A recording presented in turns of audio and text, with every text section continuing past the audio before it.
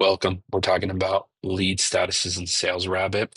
So we're in the web portal for SalesRabbit. Under settings, go ahead and click lead statuses. Why are lead statuses so vital to the success of a field sales organization?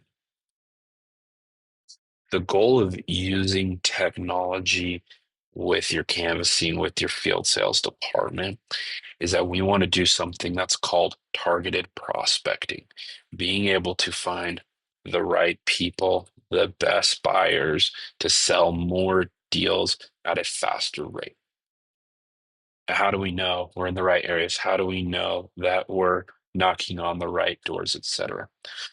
One of the best ways to know and understand this is by tracking what actually happens in the field, trying to get detailed and granular with our knocking so that way we can continue to pick great areas or we can adjust strategy. We can coach our personnel that are in the field to help them be better at what they do or go to the better places. So, some of the items that I want to have as lead statuses are not home, pitched versus not pitched, not interested, go backs, renters, etc. These are going to give us insights into every single time I touch the door, every time I knock, there's going to be some type of interaction, meaning they don't open the door, or they do open the door, they immediately shut it down, they weren't interested. Or maybe I got all the way through my pitch and then they said they're not interested. Or I got all the way through my pitch, I was able to schedule an inspection, or I was able to set up an appointment, or I closed the deal, I signed a contract, etc. We are putting in the details of what happens here. So that way later on, we can go back and look at the data and say, we did X amount of not homes. Out of all the doors we knocked, X amount were renters, etc. So it's giving us data and insights into what's happening.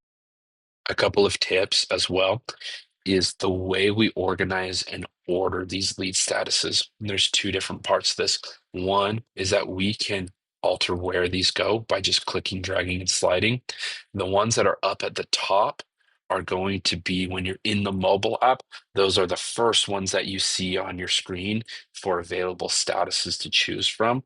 The ones at the bottom, you're going to most likely end up having to scroll over to the right and find these ones. So the key to having success for your reps to make sure that they're using all the lead statuses and using them quickly and right is we want to put the most common ones up at the top, the ones that you're going to touch the most. It's typically you're not home or you're not interested.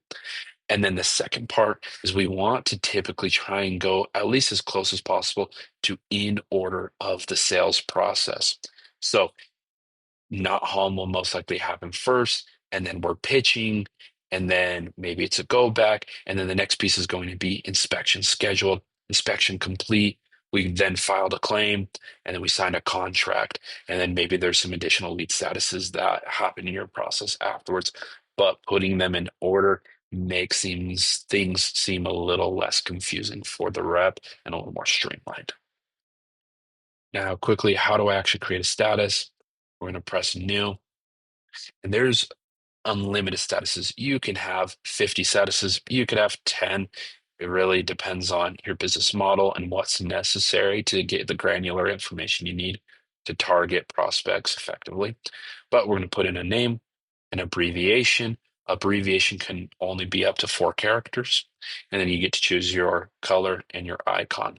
The hope is that you try and choose a color and an icon that is going to help make the rep understand what this pin is used for. So that way we really know what's going on. And then it's going to also help later on when we're in the mobile app to filter the right way. So just make sure that your icons make sense, your abbreviations and names make sense so you get the right results.